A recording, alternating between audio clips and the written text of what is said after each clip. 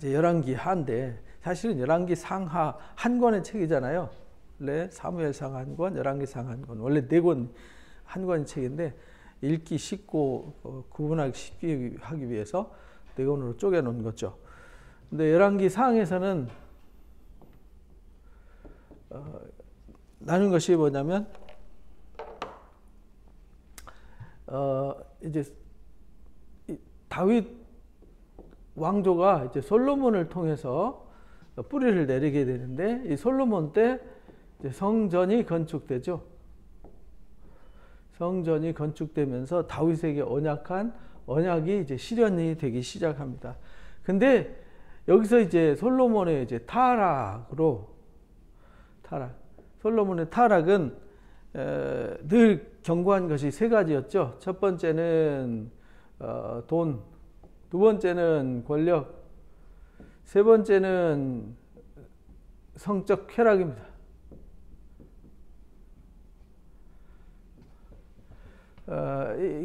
결국은 이거 신명기 17장에 왕이 됐을 때는 이거 주의해라 라고 말씀하셨는데 결국은 솔로몬이 타락하게 됐는데 타락의 원인은 말씀을 떠남입니다.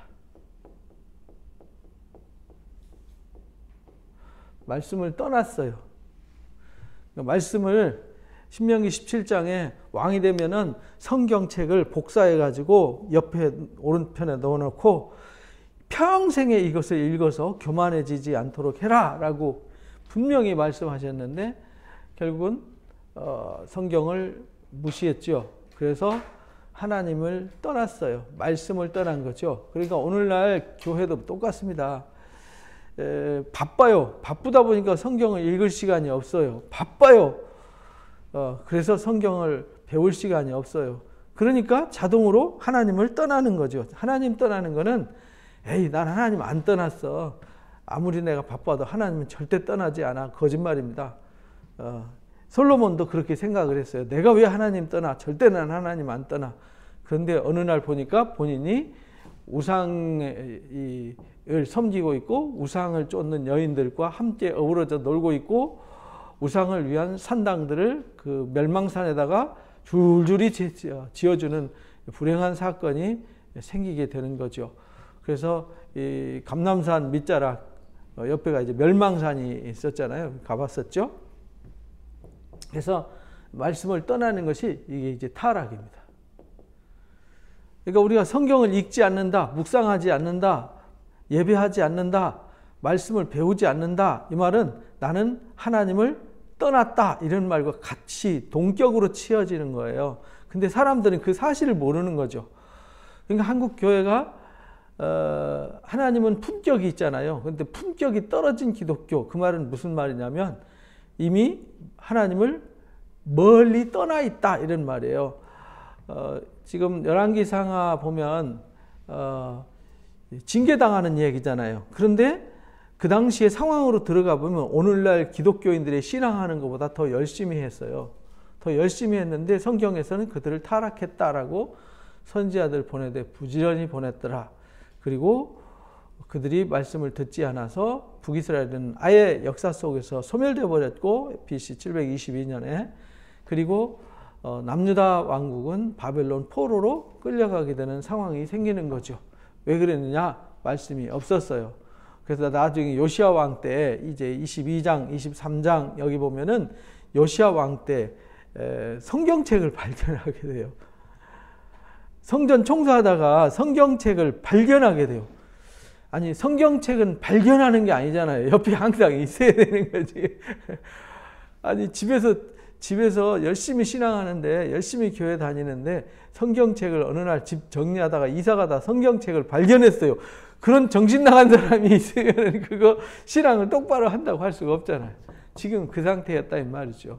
그래서 이 열왕기 상을 통해서 솔로몬의 타락으로 하나님이 진노하셔서 나라를 2개로 쪼개죠. 그래서 유다의 등불을 끄지 않기 위해서 다윗의 언약을 지키기 위해서 아브라함과 다윗의 자손 예수 그리스도를 이 땅에 보내시기 위한 언약 때문에 다윗의 등불, 그래서 언약의 역사예요. 하나님의 역사는 그 언약을 이루기 위한 하나님의 섭리를 가르쳐 줬어요. 그래서 솔로몬 이후에 쪼개진 나라들의 모습. 여기서 솔로몬 이후에 나라가 이제 쪼개져서 남유다와 북이스라엘로 남유다, 북이스라엘 이렇게 했는데 여기 이제 르호보암, 그 다음에 여기 여로보암으로 출발했죠. 근데 여로보암이 금송아지 사건으로 원래 다윗과 똑같이 약속을 해줬단 말이에요. 여기 여로보암한테 네가 다윗처럼 하면 내가 다윗같이 해주겠다, 복을 주겠다. 그러면 하나님의 이거 말씀이잖아요. 말씀의 약속이란 말이에요. 그럼 그 말씀의 약속을 지키면 되는데 약속을 못 지켰어요. 약속을 안 지키는 사람들의 주 특징이 뭐냐면 자기 생각이 강해요. 하나님의 생각보다 자기 생각이 강하다 보니까 하나님의 뜻에 순종하지 않아요. 그래서 사도 바울은 고린도전서 2장에서 그렇게 말해요. 육신에 속한 자는 하나님이 하시는 일을 분별도 못하고 알아듣지도 못하고 순종하지도 못해요. 그래서 로마서 8장에서도 육신의 생각은 하나님과 원수가 된다, 이렇게 정의를 내려놨어요. 그러니까 이 말씀의 언약을 여로보암은 지키지 못했어요. 왜? 이렇게 나라가 있는데 이렇게 잘라놨단 말이에요. 근데 예루살렘이 여기 있잖아요. 조금 더 밑에 있지. 여기 있으니까 이 사람들이 절기 지키러 여기로 가잖아요. 그러면 이제 여기 남유다에게 마음을 뺏길까 봐서 이리 계산해보고 저리 계산해봐도 상식적으로 그렇잖아요. 내 식구가 여기 가서 자꾸 예배한다고 찝적대면 백성들의 마음이 남유다한테 기울어질 거다. 그러니까 못 내려가게 하자. 그래가지고 여로보암이 자기 생각으로 경계선에 베델에다가 금송아지 만들고 이 북쪽 끝에다가 단에다가 금송아지를 만들어서 올라가지도 내려가지도 못하게 막아놨어요. 그래서 내 백성 내 거 이렇게 주장을 하게 되죠. 하나님의 백성은 하나님 것이지 자기 것이 아니거든요. 그 바람에 이걸 반대하는 사람들이 들고 일어났어요. 누구냐? 제사장과 레위인들이 그건 아니지. 아무리 우리가 부족해도 그건 아니지 하니까 너희들 다 가 이래가지고 남쪽으로 다 쫓아버렸어요. 이제 레위인과 제사장 이들을 다 남쪽으로 쫓아버렸어요. 그리고 스스로 간 사람도 있고. 그러니까 여기에는 레위인과 제사장이 없다는 얘기는 선생이 없다는 얘기잖아요. 선생. 가르치는 사람이 없다는 뜻이에요. 증인이 없고 가르치는 사람이 없고 하나님을 아는 사람이 없다는 얘기예요. 그러니까 일반 백성들 중에서 야 레위인 할 사람 나와. 제사장 할 사람 이래가지고 자원자들을 갖다가 제사장과 레위인을 세웠단 말이죠. 그러니까 그들은 성경도 몰라, 하나님도 몰라. 그러니까 이방 신전에서 우상을 숭배하는 사람들을 본따서 제사를 하기 시작을 하게 되는 거죠. 그러니까 북이스라엘은 멸망해요. 그래서 거기 하나님이 등불을 꺼뜨리지 않고 마지막까지 그들을 살리기 위해서 하신 일이 뭐냐면 선지자들을 보내는 거였어요. 그 선지자 중에 이제 엘리야가 대표 선지자가 되는 거죠. 그 이전에 여기 베델에 있을 때는 젊은 선지자, 또 스마야, 아히야 이런 사람들을 보내가지고 이제 말씀으로 책망하고 가르쳐 줘요. 그리고 이 선지자들, 이 제사장과 레위인들이 없으니까 이 선지자들이 큰일 났다, 위기다 이래가지고 이들이 제자를 키우기 시작해요. 이게 선지자 생도들 이렇게 선지자 생도들이 등장하기 시작하는 거예요. 큰일 났잖아요. 제사장도 없지, 레위인도 없지. 근데 이 많은 백성들 놔둘 수는 없지. 그래서 제자들을 막 키웁니다. 그런데 이 중에서 거짓 선지자들이 많이 나오죠. 제자들이 잘 배웠어야 되는데 잘못 배워서 또 배웠는데 딴 길로 가서 거짓 선지자들이 많이 나와요. 그래서 아합 왕 때는 아합이 죽게 될 상황에 선지자 400명이 등장하잖아요. 그리고 미가야 선지자 한 사람과의 대결이 이루어지죠. 결국은 미가야가 매맞고 쫓겨나고 갇히지만 선지자 400명이 말했던 이야기는 다 뻥이었죠.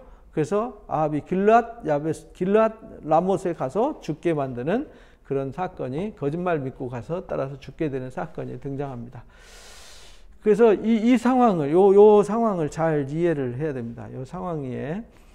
그러나 남유다에는 그나마 이제 왕도 정신을 조금은 차리고 있었고, 제사장과 레위인들이 내려가서 나름대로의 신앙을 유지시켜 가기 때문에 버틸 수 있었다. 근데 문제는 여기 지금 금송아지 숭배 때문에 문제가 됐잖아요. 북이스라엘이. 레위인들 다 쫓아내버리고 없어서 여기 이제 금송아지를 숭배하면서 너희를 이끌어낸 여호와다 이렇게 이제 가르쳤는데, 여기에다가 플러스 바알 신앙이 들어오기 시작한 거예요.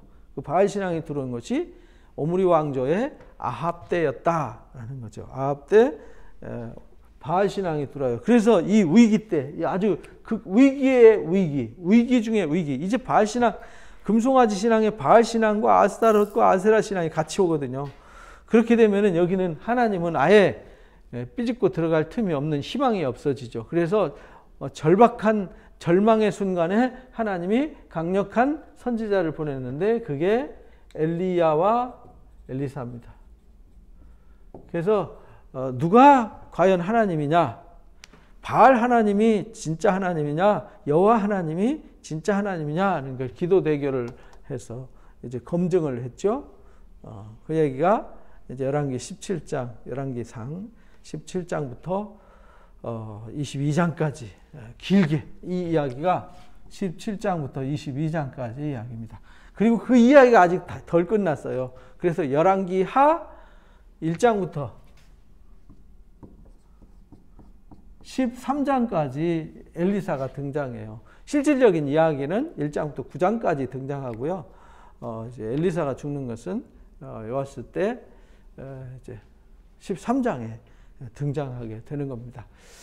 굉장히 길게 등장하죠. 17, 18, 19, 20, 21, 22 6장에다가 이제 9장 그러면은 15장이잖아요. 15장.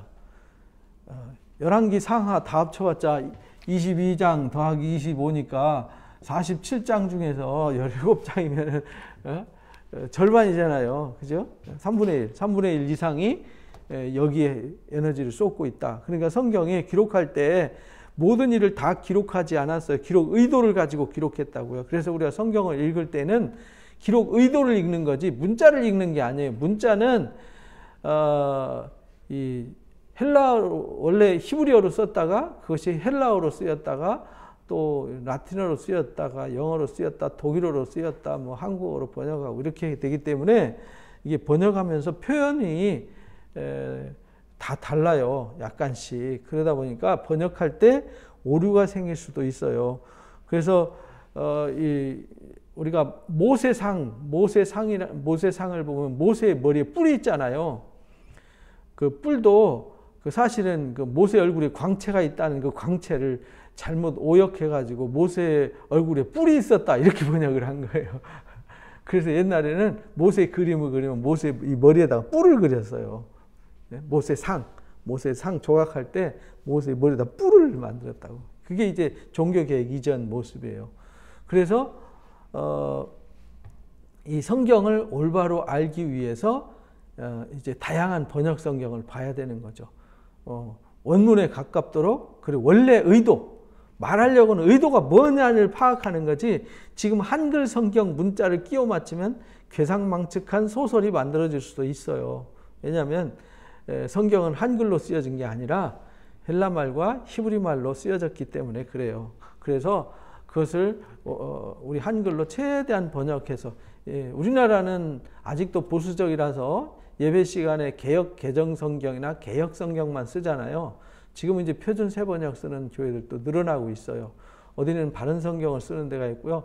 어디는 쉬운 성경을 쓰는 교회가 있어요. 근데 외국은요, 각 교회마다 사용하는 성경이 많이 달라요. 보통 뭐 10몇 가지, 20몇 가지씩 막 되니까 번역서가. 그러니까 성경은 번역서를 여러 권을 참고해서 읽어야 돼요. 그래야 본래 말하려고 하는 의도가 뭔지를 파악할 수 있는 거죠. 그래서 성경을 통으로 읽고 통으로 이해하는 이 훈련이 필요한데 성경을 통독해보지를 않고 통독 시리즈를 가르침받지 않으니까 문제가 되는 거죠. 그래서 이제 8월 15일부터 17일까지 성경 전체를 통으로 이해하는 이제 통성경 파노라마를 이제 우리가 하게 되는 거죠. 그래서 이걸 잘 이해를 해야 된다. 그래서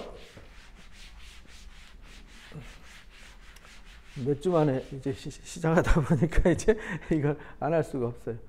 여기 이제 북이스라엘이 여로보암의 아들 나답이 대를 이어받죠. 그리고 바하사한테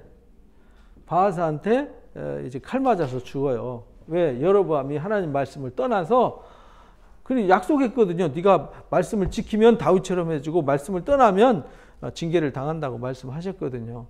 그래서 징계를 당했어요. 그런데 바하사도 똑같았어요. 여로보암의 죄에서 떠나지 않아요. 그래서 바하사 애들 엘라가 이어받지만 역시 또 칼 맞아서 시므리한테 죽습니다. 시므리 일주일 왕하고 끝나죠. 그 다음에 디브니하고 오므리가 이제 경쟁을 해가지고 오므리가 왕조가 돼요. 그래서 오므리 왕조가 세워져요. 오므리 왕조. 근데 오므리 아들이 누구냐면 아합입니다. 그 다음 아합의 아들 아하시야. 아하시야의 아들 여호람. 이 왕조가 여기서 이제 끝나죠. 예후를 통해서 징계를 하게 돼요. 근데 지금 우리가 열왕기 상에는 여기까지 나와요. 여기까지. 그래서 벌써 왕조가 1개, 2개, 3개, 4개 왕조가 벌써 바뀌어 버렸어요. 뭘 떠나서? 말씀을 떠나서 계속 경고하는데 그 경고를 무시함으로 계속 말씀으로 징계당하는데도 깨어나질 못해. 정신을 못 차려요. 이게 인간의 모습이에요. 나름대로 똑똑했어요. 이 오므리가 보통 똑똑한 사람이 아니에요. 예? 잔머리도 잘 굴러가는 사람인데 잔머리 잘 굴러가니까 겨우 한다는 게 이 두로의 제사장 엣바알을 두로 제사장 엣바알과 사돈을 맺어요. 왜냐하면 두로가 굉장히 부자였거든요. 나름대로 정치 잘한다고 엣바알과 사돈 맺어서 그 엣바알의 딸 이세벨을 이세벨이 이게 강력한 카리스마를 가진 여성이거든요. 아주 주도적이고 카리스마 넘치는 아주 날카로운 여자. 감히 그 앞에 아무도 항변하지 못하는 아주 카리스마 넘치는 여자. 그 아합과 이제 결혼하게 되는 거잖아요. 아합과. 근데 아합은 아주 유약하고 바보스럽잖아요. 그 얘기가 이제 17장부터 22장까지 기록되어 있다 이 말이에요. 근데 오므리 얘기는 사실은 더 위대한 왕은 누구냐면 오므리거든요. 오므리와 여로보암 2세. 여기 이제 예후 왕조의 오므리 왕조를 무너뜨린 예후 왕조의 네 번째 왕인 여로보암 2세가 사실은 이 오므리와 함께 북이스라엘의 쌍대 기둥이거든요. 북이스라엘 왕국의 가장 위대한 왕이었어요. 두 왕이. 근데 성경에요. 그 사람들 얘기는 요만큼밖에 기록을 안 해요. 왜? 거기에 관심 없어요. 하나님이 말씀하시려고 하는 의도는 그게 아니라니까요. 그래서 여기 아합 때 이세벨 통해서 지금 어떤 일이 벌어지고 있는가를 그래서 어떤 위기가 지금 등장하는지를 말하려고 한 거예요. 그래서 이걸 이제 말씀하시고 있다. 근데 이때 남유다는 가만히 있었느냐? 르호보암의 아들 이제 아비암이 왕이 돼요. 그리고 아비암의 아들 아사가 왕이 되죠. 근데 아사가 왕이 될 때 여기까지 와요. 그리고 이 아합 때 누가 등장하냐면 여호사밧이 등장하게 되는 거죠. 그리고 여호사밧의 아들 여호람의 아들 아하시야. 그 참 이름이 이제 이렇게 똑같아요. 이렇게 크로스로. 그래서 구분하기 위해서 여호람을 요람이라고도 불렀죠. 그래서 지금 남유다 왕국은 이들이 르호보암이 악했어요. 그죠? 근데 악해도 말씀을 완전히 떠나질 않았어요. 아비암이 그래도 하나님 말씀대로 살려고 애썼어요. 그리고 아사가 개혁을 하면서 나름대로 살았는데 마지막에 하나님 말씀 안 듣고 불순종해서 병 걸려서 죽게 됐죠. 그리고 여호사밧도 하나님 말씀 나름대로 지켜요. 근데 이 집과 여기와 사돈을 맺어요. 이 사돈을 맺어서 여호람이 누구하고 결혼하냐면 이세벨의 딸 아달랴하고 결혼해요. 근데 아달랴나 이세벨이나 똑같아요. 아주 카리스마 넘치는 사람이죠. 그래서 요 위기 때, 아니 지금 북이스라엘도 지금 타락해서 망해가는데 이제 사돈을 맺어가지고 여호사밧이 여호람한테 아달랴를 줘가지고요, 이 남유다 왕국까지 바알 신앙으로 물들게 만들어요.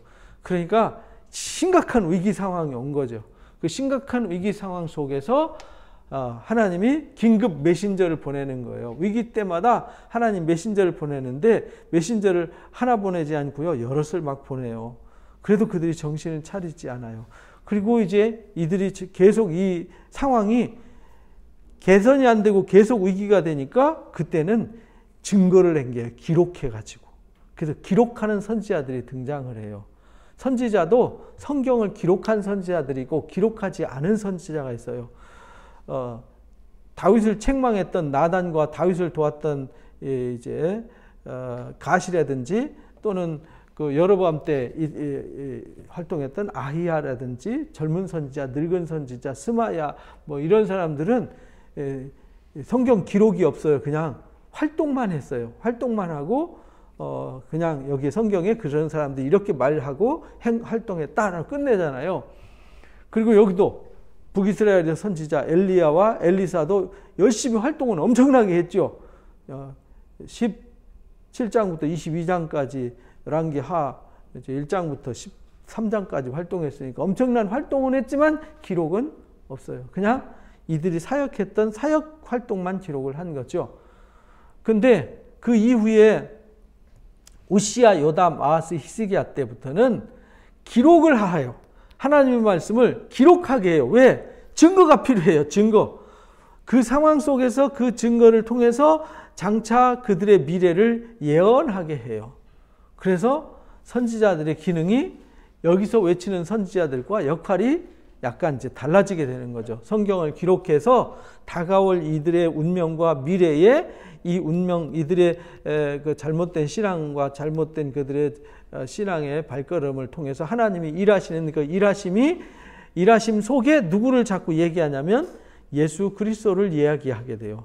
왜? 이 상황이 해결이 안 돼요. 이 상황을 해결하려면 누가 와야 돼요? 메시아가 와야 돼요. 그래서 메시아에 대한 예언이 성경을 기록하는 선지자들을 통해서 본격적으로 등장하기 시작하는 거예요. 왜? 이 문제를 도저히 해결할 방법이 없어요. 해결할 수 있는 방법은 오직 예수님이 오셔야만 해결할 수 있어요. 그래서 이제 우시야, 요담, 아하스, 히스기야 때에 등장하는 이제 9세기, 8세기 선지자들이 등장하게 되죠. 그리고 이제 7세기, 6세기 선지자들이 막 와르르 쏟아져 나오는데 그 선지자들이 또 요시야 왕 이후에 등장하게 되는 거죠. 그래서 우시야, 요담, 아하스, 히스기야 때 등장하는 그 선지자들이 누구냐면 오바댜, 요엘, 요나, 그 다음에 미가, 나훔, 미가, 그 다음에 이사야 이런 사람들이고요. 요시야 왕 때 등장하는 8세기, 7세기, 6세기죠. 7세기, 6세기 선지자는 이제 예레미야를 비롯해서 하박국, 스바냐, 에스겔, 다니엘 이런 나훔 이런 선지자들이 등장하게 되는 거죠. 그리고 이제 5세기, 6세기 때 6세기 말 5세기 때 등장하는 선지자가 누구냐면 하박국, 스바냐가 되는 거예요. 학개, 스가랴, 하박국이 아니라 학개, 스가랴, 말라기가 등장하게 되는 거죠. 그래서 우리가 지난 강좌에서 여기까지 공부를 했어요. 그래서 열왕기 상이 끝나는 거죠. 아합 왕이 죽는 것으로 여기서 이제 아합 왕을 징계하고 이들의 신앙을 바로 세우기 위해서 엘리야를 세워서 그들의 신앙을 하나님께로 돌이키려고 하지만 이세벨 때문에 죽을 위기에 처해서 도망가잖아요. 그래서 호렙산에 가서 하나님을 뵙고 미션을 받고 돌아오죠. 미션. 3가지. 너는 가서 다 죽고 나만 남았습니다. 그러니까 야 이놈아 왜 너만 남았냐? 내가 바알에 무릎 꿇지 않은 7,000명을 준비해서 그러니까 너는 가서 내가 준 미션만 수행해 이렇게 말하는 거죠. 우리도 그러잖아요. 우리 죽을 것 같아요. 우리 망한 것 같아요. 우리 안 돼요. 우리는 뭔가 틀려먹은 것 같아요. 이렇게 우리는 부정적으로 말하잖아요. 야 이놈아 왜 틀려먹었어? 왜 안 돼? 내가 있잖아. 내가 너한테 약속한 거 있잖아. 그러니까 너는 네 할 일만 해. 네 할 일은 안 하고 엎어져서 딴소리 하지 마. 이런 소리거든요. 그러니까 오늘날 우리도 내 할 일을 하면 되는 겁니다. 나머지는 하나님이 하시는 거지 내가 하는 게 아니에요. 내 할 일은 내가 하고요. 하나님이 하실 일은 하나님이 하시는 거예요. 그러면은 내게 주신 사명을 따라서 내가 사명을 다하고 마치 그래서 예수님이 마지막 때 비유를 들어주신 것이 뭐냐면 마지막 십자가 지시기 직전에 마태복음 25장에 3가지 비유를 가르쳐줘요. 3가지 비유. 그게 뭐냐면 달란트의 비유와 이제 열처녀 비유와 그 다음에 양과 염소의 비유예요. 그 중에 이제 달란트의 비유가 뭐냐면 사명이잖아요. 얼마 받았든지 그게 중요한 게 아니에요. 1달란트냐 2달란트냐 5달란트냐가 중요한 게 아니에요. 내게 맡겨진 달란트의 사명을 최선을 다할 때 착하고 충성된 종아 잘하였도다 라고 칭찬을 받게 되는 거죠. 열처녀처럼 준비가 중요한 거예요. 준비. 신랑이 언제 오냐 졸고 자는 건 다 똑같아요. 등과 기름을 준비한 이 여인 처녀들이나 이 들러리 처녀들이나 또 준비하지 않은 처녀들이나 졸고 자는 건 똑같았어요. 신랑이 더디 오니까. 그러나 준비된 자와 준비되지 않은 자의 차이가 있었다. 그러니까 주님 나라 올 때에 우리가 준비되어 있어야 된다. 지금 준비 안 하고 있다가 주님 오실 때 아이고 준비해야지 이래갖고 준비 안 된. 성화라는 것은 그 등과 기름이 뭐냐면요. 성화예요. 성화의 과정. 이게 이제 성화라는 건 그냥 되는 게 아니잖아요. 말씀과 기도로 성령으로 이렇게 채워가고 충만해갖고 변화되는 거잖아요. 하루아침에 안 된단 말이에요. 주님 오실 때 우리가 열심히 말씀을 묵상하고 기도하고 깨어서 성령 충만함을 입어서 준비하고 있으면요. 졸다가 자더라도 준비가 돼 있기 때문에 얼른 주님을 만날 수 있지만 준비하지 않은 사람은 옛날에 육성 그대로 있어요. 이방인처럼 그러니까 이방인으로 있을 때 주님 부르심 받기 전에 인격과 성품과 습관과 환경과 뭐 관계와 뭐 사고방식 그대로 가지고 있어. 그리고 난 주님 믿어. 그러면서 주님 오시면 가면 되지 이러고 있어요. 이건 준비되지 않은 처녀와 똑같다 그런 말입니다. 어느 날 갑자기 아이고 빨리 내가 변화받아야지 해도 변화는 한순간 그렇잖아요. 콩나물 콩 심었는데 아이고 빨리 싹 나서 열매 맺어야지 안 돼요. 과정이 있고 시간이 필요한 거지 그냥 번개불에 콩 볶아 먹는 게 아니란 말이죠. 그래서 하나님이 우리를 먼저 부르셔서 과정을 거쳐 가시는 거예요. 성화가 필요한 거죠. 그래서 우리를 아신 자들을 미리 정하시고 정하신 그들을 부르시고 부르신 그들을 의롭다 하고 의롭다 한 그들을 영화롭게 하느니라 라는 성화의 과정을 로마서 8장 28절에서 30절까지의 말씀을 통해서 우리에게 가르쳐 주셨어요. 그러니까 지금 엘리야한테 그렇게 말씀하신 거지. 이놈아 네 할 일이나 해. 왜 너만 남았니? 아직 바알에 무릎 꿇지 않은 사람들 많이 있어. 가서 네가 할 일은 뭐냐? 첫째 제자 세워. 예수님도 너는 모든 족속으로 뭘 삼으라 그래요? 제자를 삼아 이렇게 말씀하셨어요. 그러니까 하나님의 역사에 제일 중요한 건요. 제자 세우는 일이에요. 제자 삼는 일 그리고 모든 족속을 제자 삼고 그들의 아들과 아버지와 아들과 성령의 이름으로 세례를 주고 그 말은 그들의 죄를 깨닫게 하고 죄를 해결하게 하고 내가 분부한 모든 것을 가르쳐서 지키게 하라 이렇게 가르쳐 주셨어요. 그래서 가르쳐서 지키게 하는 거죠. 그래서 첫 번째 엘리사를 제자로 삼아라. 두 번째 하사엘을 아람 왕으로 세워라. 그리고 예후를 왕으로 세워라. 이렇게 이제 3가지 미션을 줬어요. 그래서 엘리사를 미션으로 지금 준 거죠. 미션 줘서 지금 엘리사가 세워졌고 그 다음에 하사엘이 이제 미션을 받아서 아람 왕이 되죠. 베나닷을 죽이고 막 이불에다 물 적셔 가지고 앓고 누워 있을 때 지식사 시켜버리죠. 그리고 이제 예후 왕조만 남았어요. 예후 왕만 세우면 돼요. 그 미션은 누가 하냐면 엘리사가 하게 돼요. 엘리야는 승천하게 되고. 그래서 지금 요 이야기까지 했습니다. 그래서 열왕기하 1장에 보면 아합이 죽은 후에 그래서 미가야 선지자 한 사람과 가짜 선지자 400명과의 대결에서 결국은 아합이 이기게 되죠. 또 바알 선지자 450명과 또 엘리야 한 사람과 기도 대결에서 이겨요. 그러니까 하나님의 역사는 여론전이 아니에요. 여론이 다수가 옳다고 한다고 해서 진리가 되는 것은 아니라는 겁니다. 진리는 다수에 의해서 결정되는 게 아니라 하나님이 말씀하심으로 결정되는 거예요. 그래서 하나님의 공의로운 말씀이 잣대가 되는 거죠. 교회는 다수결로 움직여지는 조직이 아니라는 겁니다. 뭘로 움직이냐? 하나님의 말씀과 은혜로 움직여지는 조직이다. 그래서 모압이 이제 배반을 해요. 아합이 죽은 후에. 왜 배반하냐면 하나님 말씀을 떠나면 하나님이 도와주시고 지켜주시던 도움의 손길을 걷어버리는 거잖아요. 신명기 31장에 너희가 하나님 말씀을 떠나면 내가 숨는다 이렇게 말씀해요. 숨는다는 말은 떠난다는 말이잖아요. 내가 너희와 함께 안 해. 떠나니까 결국은 한 사람이 쫓으면요 7갈래로 도망가요.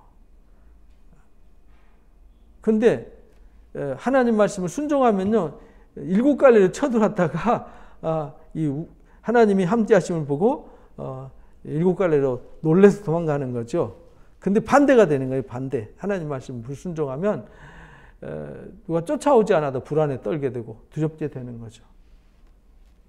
이거 안 켜졌네.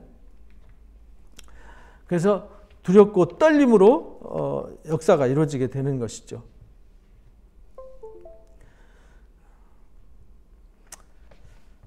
그래서 이게 다 알고 보면 신명기 말씀대로 된 거예요. 이게 신명기 말씀에 신명기 28장, 32장, 28장과 32장이 말씀을 순종했을 때 안 했을 때의 상황을 32장은 노래를 지어서 설명한 거고요. 28장은 순종했을 때는 어떤 결과가 오고 불순종했을 때는 어떤 결과가 오는지를 적나라하게 썼는데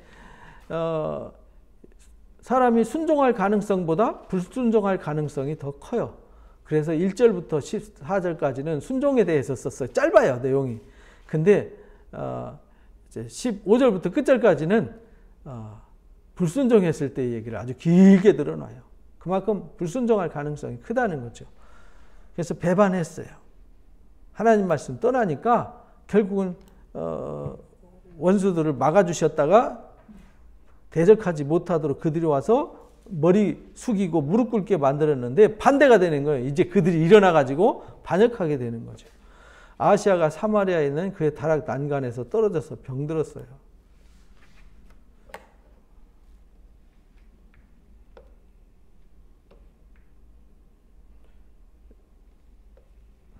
이거 왜 안 되지?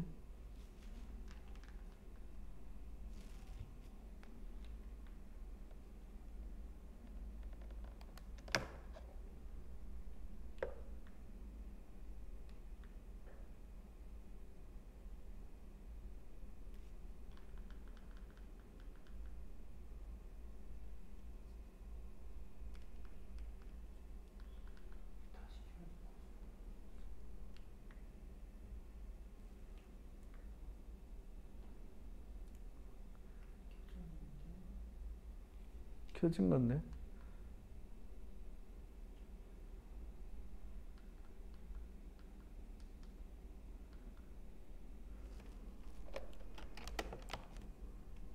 하다 보면 나오겠지. 그래서 아하시야가 이제 여기 아합의 아들 아하시야가 병들어서 죽게 돼요. 근데 그가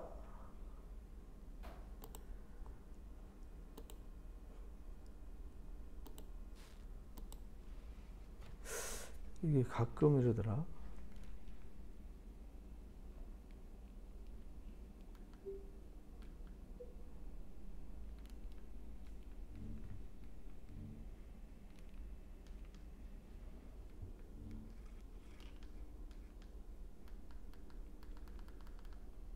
화면이 맛이 갔을까?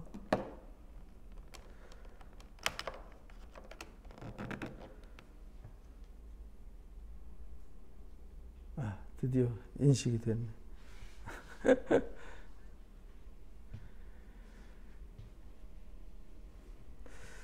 그래서 다락 난간에서 떨어져서 병들었어요. 그러니까 하나님 말씀을 떠나니까 모압도 배반하고 이제 질병과 고통이 이제 엄습하는 거죠. 하나님의 돌보심과 인도하심이 없어지는 거예요. 하나님이 숨어버리니까.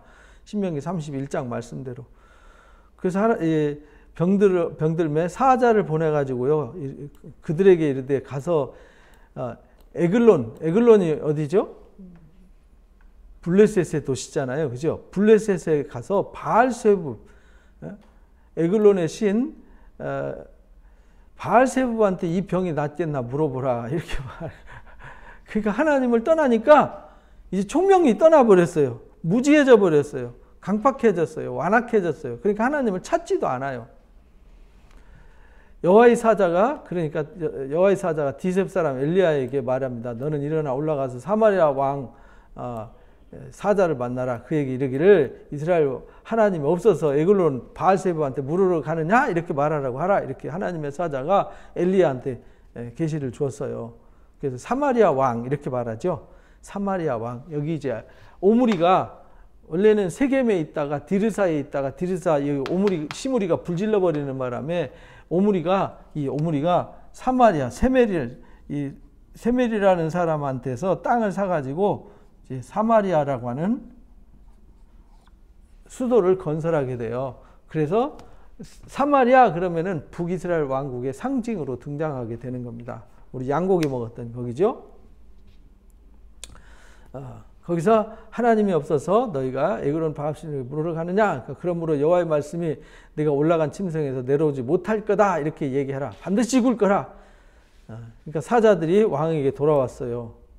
왕이 그들에게 이르되 너희는 어째서 안 가고 돌아왔냐? 그러니까 가다가 한 사람이 올라와가지고 우리를 만나가지고 너희는 너희를 보낸 왕이 가서 고하기를 여호와의 말씀이 이스라엘 하나님이 없어서 에글론 신 바알세부한테 물으러 보내느냐?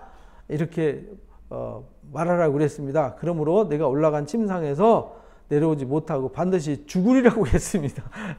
이 신하들이 가가지고 왕한테 왕 죽는다는데요? 이렇게 말했다 이 말이죠. 왕이 그들에게 이르되어 올라와서 너희를 만나 이 말을 너에게 한 그 사람은 어떤 사람? 왕이 그 사람 어떻게 생겼대? 인상착의를 말해봐. 그러니까 털이 많았어요. 이렇게 말해요. 털이 많고 허리에 가죽띠를 띄었어요. 털이 많고 가죽띠를 띄었어요. 마치 엘리야가 누구와 똑같아요? 예수님 당시에 세례 요한이 가죽띠를 띠고 이제 수염을 기다랗게 기르고 메뚜기와 석청을 먹고 이랬잖아요. 그래서 오리라한 엘리야가 세례 요한이었다. 이게 이제 그렇게 이제 신약 성경에서는 가르치는 겁니다. 왕이 이르되 그는 디셉 사람 엘리야로다. 그래가지고요 엘리야를 데리고 와서 병 고침 받으려고 50부장과 그 군사 50명, 50부장 50명을 거리는 장교라서 50부장이라고 불렀어요. 그래서 50명 엘리야에게로 보냈어요. 그가 엘리야에게 올라가 본 적 산 꼭대기에 앉아 있는지라 엘리야에게 이르되 하나님의 사람이며 왕의 말씀이 내게로 내려오라 하셨나이다. 엘리야가 50부장에 말하되 이르되 내가 만일 하나님의 사람이면 불이 하늘에서 내려와서 너 50명을 살릴 거다 했더니 그 50명을 불살라 버렸어요. 그러니까 군사 50명을 왜 보내겠어요? 50부장하고 엘리야 체포해 와라 그 말입니다. 체포하러 갔어요. 모시고 오는 게 아니라 체포하러 갔어요. 모시러 가면 어떻게 해야 돼? 수레를 보내가지고 왕이 모시고 오라고 그랬습니다. 여기 수레 이제 타시죠 하고 이게 모시고 아니면 말을 가지고 가서 이제 모시고 와야 되는데요. 체포하러 간 거예요. 체포하러. 강제로 끌어내려고요. 다시 50부장 또 보내요. 그랬더니 똑같이 다 불살라 버렸어요. 그 세 번째 50부장을 보냈어요. 세 번째. 그때 50부장이 지혜로웠어요. 세 번째 50부장은요, 엘리야 앞에 덥석 무릎 꿇습니다. 나 당신 체포하러 온 거 아닙니다. 이 두 번째까지는요, 왕이 오라 그래서 안 와? 안 가면 강제 구인할 거야? 이 말이죠. 마치 그 경찰들이 와가지고 순순히 와서 오랏줄 받으시오. 안 받으면 강제로 하겠습니다. 이런 말이잖아요. 지금 그런 상태인데 이 50부장은 세 번째는요, 다 봤잖아요. 다 죽잖아. 불타서 죽으니까 가자마자 무릎 더 꿇고 간과에 이르되 하나님의 사람이여 원컨대 나의 생명과 당신의 종인 이 50명의 생명을 귀하게 여기십시오. 우리는 당신 체포하러 온 게 아닙니다. 우리 좀 살려주십시오. 라고 말해요. 그래서 불이 하늘에서 내려와 전번에 50부장과 둘 군사들을 살랐거니와 나의 생명을 당신이 귀하게 여기 보십시오. 이렇게 부탁합니다. 그래서 여호와의 사자가 엘리야에게 이르되 너는 그를 두려워하지 마라. 그를 두려워하지 마라. 이 말은 앞에 두 번째까지 왔던 얘네들은 체포하러 왔기 때문에 두려움의 대상이지만 너는 50부장을 두려워하지 마라. 이렇게 말하잖아요. 함께 가라. 함께 내려가라. 그래서 가죠. 일어나 그와 함께 왕에게 이르되 말하되 여호와의 말씀이 네가 사자를 보내 에글론신 바알세복에 물으려 하니 물을 만한 하나님이 안 계셔갖고 이방의 잡신한테 우상한테 물었느냐 이렇게 묻습니다. 다시 한번. 그러므로 내가 침상에서 내려오지 못할 거다. 내가 죽을 거다라고 하셨다. 근데 여기서 이제 넌센스죠. 아니 앞에 가서 전달했으면 됐지. 그 말 다시 한번 확인하려고 데리고 왔어요. 그 말 확인하려고 데려오면 안 되잖아요. 하나님의 사람을 데려올 때는 제가 어떻게 하면 되겠습니까? 라고 물어야 되잖아요. 이 50부장이 살려주십시오 하고 넙죽 엎드린 것처럼 엘리야 앞에 넙죽 엎드려서 제가 죄를 지었나이다. 제가 하나님을 알지 못해서 그랬습니다. 죄를 용서해 주십시오. 제가 어떻게 하면 됩니까? 선지자 엘리야여 당신이 시키는 대로 하겠습니다. 이랬으면요. 회개하면 하나님이 살려주세요. 신명기 30장 말씀대로 회개법을 주셨잖아요. 회개하면 살려주세요. 왕이 엘리야가 전한 말씀대로 그래서 죽었어요. 아들이 없어가지고 여호람이 대신 왕이 되었어요. 유다 왕 여호사밧의 아들 여호람이 둘째 해 여기 아하시아가 죽고 여호람이 이제 왕이 된 거죠. 아하시아 행적이 역대지락에 기록되지 아니하였느냐라고 해서 끝납니다. 그리고는 이제 여호와께서 회오리 바람으로 엘리야를 하늘로 올리고자 하더라. 회오리 바람으로 하나님이 엘리야를 승천시키시기 위해서 이제 하실 때 엘리야가 엘리사와 더불어 길갈에 나갔더라. 길갈이 여리고 바로 옆에잖아요. 요단강 건너서 최초로 자리 잡았던 장소, 할례를 했던 곳, 유월절을 처음으로 지켰던 곳, 거기서부터 이제 만나가 그치고 거기서부터 그 땅 곡식을 먹게 되는 거였죠. 엘리야가 엘리사에게 이르되 청컨대 너는 여기 머물라 그랬더니 여호와께서 나를 베델로 보내시느니라. 그래서 길갈에 있다가 베델로 갔어요. 엘리사가 이르되 당신이 살아계신 여호와께서 살아계신과 그의 당신의 영혼이 살아있음을 두고 맹세하노니 내 당신을 절대로 떠나지 않겠습니다. 라고 베델로 같이 갔어요. 그러니까 엘리야가 엘리사를 제자로 삼을 때 항상 동행했어요. 동행. 제자라는 것은 동행이에요. 동행. 예수님도 제자들이 가르칠 때 수업 시간에 불러다 앉혀놔놓고 공부시킨 게 아니라 같이 그걸 이제 우리 한국말로 도제교육이라고 그러잖아요. 도제교육. 함께 다니면서 함께 보고 먹고 마시고 경험하면서 가르쳤어요. 그래서 엘리사는 그렇게 배웠기 때문에 절대 내가 당신을 떠나지 않습니다. 왜? 하나님의 부르심이 분명했고 엘리야를 통해서 하시는 일이 명확했기 때문에 절대로 나는 당신의 제자로서 당신을 떠나지 않겠습니다. 이랬잖아요. 그래서 베델에 있는 선지자의 제자들이 거기 등장하잖아요. 베델에 선지자의 제자들이 엘리사에게 나와 이르되 여호와께서 오늘 당신의 선생님의 당신의 머리 위에 데려가실 줄 아십니까? 아니 이르되 나도 안다. 잠잠해라 이렇게 말해요. 하나님이 데려갈 때 어떻게 데려가는지, 데려간 후에는 어떻게 해야 할지.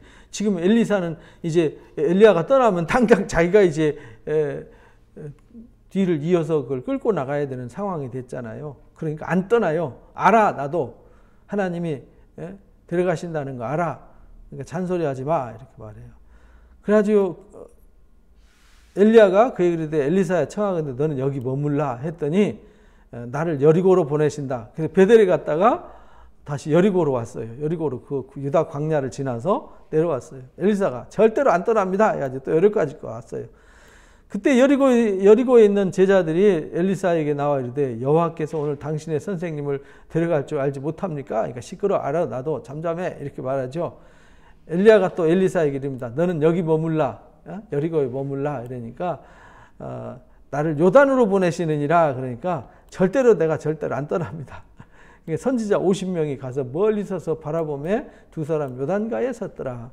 여기 선지자 생도들이 많이 등장하잖아요. 이때부터 이미 숨겨놓은 선지자들이 많았어요. 그래서 아합 때도 오바댜가 50명씩 이렇게 나눠가지고 선지자 생도들을 먹을 것을 몰래 비밀리에 대줬던 이야기가 우리가 열왕기상에서 배웠죠. 엘리야가 겉옷을 가지고 마라 물을 치매 이제 물이 갈라져요. 요단강을 갔는데 요단강에 갔는데 지금은 요단강에 이렇게 위에 물 막아가지고 내려오는 물이 없으니까 또랑물이 됐지만 옛날에는 그냥 자연 상태로 내려왔기 때문에 강이 굉장히 컸단 말이죠. 그때 겉옷으로 쳤더니 물이 갈라졌어요. 그래서 건너에 엘리야와 엘리사에게 이르되 너는 건너가서 데려감을 당하기 전에 내가 어떻게 할지를 구하라. 그래서 이제 엘리야가 이제 곧 이제 승천할 것 같은 감이 와요. 그래서 야, 나 데려가기 전에 데려감을 당하기 전에 그러니까 본인이 가고 싶어서 가는 게 아니에요. 하나님에 의해서 수동적으로 데려감을 당하는 거죠. 그래서 성경에는 수동태가 많아요. 우리 한글에는 수동태가 없잖아요. 이 글에 수동태가 없어요. 왜? 나 아니면 너, 제3자, 그리고 그 아닌 어떤 존재, 보이지 않는 존재에 의해서 움직여지는 게 없어요. 보여지는 당사자들에 의해서 움직여지기 때문에 우리 한글에는, 한글 표현에는 능동태가 있고 문법에는요, 수동태가 거의 없습니다. 이 일은 하나님에 의해서 되어진다. 그런 단어가 없어요. 왜? 신이 없으니까. 우리나라 한글에는 신이 없잖아요. 그래서 수동태인데 이 성경은 다 신의 이야기잖아요. 하나님의 이야기이기 때문에 사람이 하는 일은 많지 않아요. 하나님에 의해서 데려감을 당해요. 하나님에 의해서 아브라함이 이끌려서 나와요. 하나님에 의해서 바로가 아브라함을 보내줘요. 하나님에 의해서 요셉이 애굽으로 팔려가요. 하나님에 의해서 감옥에 가요. 하나님에 의해서 총리가 돼요. 그건 본인이 하는 게 아니에요. 수동태잖아요. 수동태 다 내용이. 근데 우리가 사는 것이 어떤 신에 의해서 살아간다 이러면 한글은 복잡해지죠. 그래서 수동태가 없는 겁니다. 이르되 내가 어려운 일을 구하는 이르되 엘리사가 뭐 구하냐 그러니까 당신의 성령이 하시는 역사가 갑절이 나네. 엘리사가 욕심도 많죠. 이게 영적인 욕심이 있어야 돼요. 당신보단 조금 못하게 이렇게 안 하고요. 당신이 가지고 있는 그 영감을 성령의 능력을 내가 갑절이나 받길 원합니다. 그러니까 엘리야가 야 어려운 일 구한다 너. 그러나 나를 데려가시는 것을 내가 보면 그 일이 내게 이루어질 거다. 그렇지 않으면 이루어지지 아니하리라. 나 안 데려가면은 안 이루어지고 나 데려가면 그 일이 이루어질 거다. 이렇게. 그러니까 구하는 대로 주시는 거죠. 그래서 엘리사를 통해서 일하실 때에도 엘리야를 통해서도 먹을 것을 그 사렙다 과부를 먹을 것을 대주셨잖아요. 마지막 먹고 죽으려고 했을 때. 근데 여기서 또 이제 엘리사가 필요를 공급해 줄 때에 또 선지 생도들의 가난한 그 가정을 도와주는 얘기가 뒤에 나오죠. 두 사람이 길을 가더니 불수레와 불말이 두 사람을 갈라놨어요. 엘리야가 회리바람으로 하늘로 올라갔더라. 회리바람으로 하늘로 올라갔어요. 병거 타고 올라간 게 아니죠. 불수레와 불말은 두 사람을 갈라놨고요. 회리바람 타고 올라갔어요. 엘리사가 보고 소리 지르되 내 아버지요, 내 아버지요. 이게 아버지라는 말은 자기 스승을 아버지처럼 대했어요. 그래서 바울도 다른 디모데나 이런 제자들을 세울 때 또 데살로니가 교회나 빌립보 교회 대할 때 자녀를 양육하듯이 했다 이렇게 말하죠. 그러니까 제자는 선생님을 그래서 아버지라고 불렀어요. 그래서 예수님이 너희는 선생 되기를 좋아하지 마라. 아버지라고 부름받기 좋아하지 마라. 이런 말씀을 하셨던 겁니다. 이스라엘의 병거와 그 마병이여 하더니 다시 보이지 않더라. 이 엘리사가 겉옷을 잡아 둘로 찢고 엘리야의 몸에서 떨어진 겉옷을 주워 가지고 왔더라. 자기 겉옷은 찢고 이제 엘리야의 겉옷을 입습니다. 능력이, 그러니까 이 겉옷이 곧 뭘 상징했냐면 능력을 상징해서요. 제사장이 하나님 앞에 나아갈 때 겉옷을 입고 가잖아요. 대제사장이 그 겉옷 위에 에봇을 입고 이제 허리띠를 띠고 이렇게 가는데 그것이 능력의 상징이었어요. 그래서 그것을 잡아 둘로 찢고 엘리야의 겉옷을 가지고요. 돌아와서 요단 언덕에 서서 엘리야의 몸에 떨어진 그 겉옷을 가지고요. 물을 쳤어요. 이렇게 엘리야의 하나님 여호와는 어디 계십니까? 하고 그 물을 쳤더니 물이 진짜 갈라졌어요. 그러니까 이 하나님이 능력 줬는지 안 줬는지는 해봐야 아는 거예요. 그러니까 우리가 하나님 말씀을 배우는 것도 중요하지만 배웠으면 그 말씀의 능력을 가서 실천을 해봐야 말씀대로 되는지 안 되는지 우리가 알 수 있죠. 그래서 그냥 우리는 말씀대로 그냥 순종하면 됩니다. 여리고에 올라왔습니다. 와서 성령의 역사가 엘리사 위에 머물렀다 하고 가서 그들에게 나와 땅에 엎드려 경배하더라. 맞은 여리고에 있는 선지자들이 그거 봤어요. 그거 보고요. 경배했죠. 당신의 종들 용감한 사람 50명이 있으니 청하건대 당신의 주인을 찾게. 엘리야가 바람에 의해서 휙 하고 날아갔으니까 가다가 어디에 떨어졌을 겁니다. 이렇게 생각한 거죠. 50 제자들은 가서 찾아오겠습니다. 아니야. 어느 골짜기에 던지셨을지도 모릅니다. 바람이 휙 불어가지고 마치 그 토네이도에 휙 쓸려 올라가서 저쪽에다 갖다 던져놓고 갔을지 모릅니다. 그러니까 찾아봅시다. 그러니까 가지 마라 해도 무리가 부끄러워하도록 강청했어요. 그럼 가봐 해가지고 갔는데 사흘 동안 찾대 못 찾았더라 이렇게 말하죠. 엘리사가 여리고에 머무는 중에 우리가 그에게 돌아왔더라. 엘리사가 여리고에 머무는 중에 무리가 돌아왔어요. 돌아와가지고 엘리사에게 그러되 내가 가지 말라고 그랬잖아. 하나님이 하신 일을 하나님이 하늘로 들려 올림 받는다 그랬지 가다가 집어던져서 내 둥댕이 치겠다 이렇게 말씀하신 적 없잖아요. 근데 선지자 생도들인데도 하나님을 믿지 못했어요. 하나님 말씀을 믿지 못했죠. 그래서 그 중에서 가짜들이 많이 나오게 되는 거예요. 그러니까 요즘 신학 공부했다고 해서 다 진짜는 아니에요. 신학 공부하고도 내가 왜 부르심 받았는지 모르는 사람들이 많고요. 또 하나님의 뜻이 무엇인지도 모르고 성경을 안 읽는 사람도 많고요. 그렇습니다. 우리는 잘 배워야 되죠. 그리고 잘 배워서 내 것은 버리고 나를 버리는 것. 제자는 내 뜻을 위해서 내 목적을 이루기 위해서 하는 게 아니에요. 그거는 자기가 자기 신이 돼서 일하는 거지 하나님의 일을 하는 게 아니에요. 내 뜻을 이루는 게 아니라 하나님의 뜻에 순종해서 하나님의 뜻을 이루어가는 것이죠. 엘리사에게 말하되 우리 주인께서 보시는 바와 같이 이 성읍의 위치는 좋으나 물이 나쁩니다. 그래가지고 그 성읍 사람의 제자들이 이 물 때문에 고통을 겪고 있었어요. 그래서 토산이 익지 못하고 떨어지나이다. 나무 열매가 익지 못하고 떨어져 버려요. 그래서 엘리사가 새 그릇에 소금 담아 가지고 와서요. 그 물을 고쳤어요. 그것이 우리가 그 유적지 밑에 있던 엘리사의 샘이었어요. 지금도 그 물을 3,000년 동안 그 물이 흘러요. 3,000년 동안 그 물이 흘러서 그 여리고 사람들의 식수원이 지금까지 되고 있죠. 그래서 다시는 죽음이나 열매 맺지 못함이 없더라. 또 그 물이 엘리사가 한 말과 같이 고쳐져서 오늘에 이르렀더라. 그래서 오늘에 이르렀더라는 말은 이 성경이 기록될 당시까지 이르렀더라. 그리고 지금 우리가 살고 있는 이 시대까지 이르렀더라. 이렇게 됩니다. 3000년 동안 흘렀더라 이 말입니다. 엘리사가 거기서 베델로 올라가니 그가 그 길에서 올라갈 때 작은 아이들이 놀려요. 대머리요, 대머리요. 올라가라, 대머리요, 올라가라. 그래서 엘리사가요, 화를 했더니, 저주를 했더니, 수풀에서 곰 둘이 나와가지고 아이들 중에 40명을 찢었더라. 이렇게. 여기서 이제, 야, 어떻게 선지자가 아이들 찢어 죽이게 하냐. 막 이런 이제 반론을 제기를 해요. 근데 여기서 한 말은 이 엘리사를 조롱한 것이 아니라 하나님을 조롱한 거예요. 그러니까 그 당시에 그만큼 부패하고 타락했다라는 것을 보여주는 것이죠.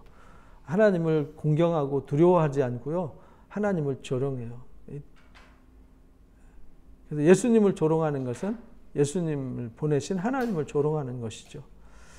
그래서 이제 엘리사가 이제 전적인 사역을 위임받아서 제자가 돼가지고 엘리사가 이제 엘리야의 미션대로 제자가 되었고 하사엘이 왕이 되었고 이제 엘리사에 의해서 예후가 10장에서 이제 9장 10장에서 왕조를 세우게 됩니다. 그러면서 바알 신앙을 완전히 무너뜨려 버리죠. 그 이야기가 이제 뒤에 나옵니다. 그리고 이제 여호사밧 18째 해에 아합의 아들 여호람이 왕이 된 여호람 때부터 시작해서 17장 호세아 왕이 망할 때까지 이야기가 이제 진행이 되어집니다. 기도하고 마칩니다. 귀한 시간 주셔서 귀한 말씀으로 일깨움 주시니 감사합니다. 하나님께서 10왕들을 통해서 하시는 일이 참으로 신묘막측합니다. 중요한 것은 북이스라엘 사람들이 하나님을 모르고 하나님 하시는 일을 전혀 몰랐습니다. 성경을 읽지도 않았고 듣지도 않았고 배우지도 않았고 오히려 성경을 알고 하나님의 뜻이 무엇인지를 조금이라도 알고 있는 제사장과 레위인들을 다 추방시켜버리고 자기 생각과 자기 고집으로만 살았습니다. 막연한 종교 행위로 자기들이 하나님 앞에 복을 받을 것이라는 어리석은 삶을 살고 있었습니다. 하나님 아버지, 결국은 그래서 그들을 일깨우고자 선지자들을 보내고 또 보내지만 그들이 깨닫지 못해서 결국은 망하게 되는 모습을 우리에게 보여주십니다.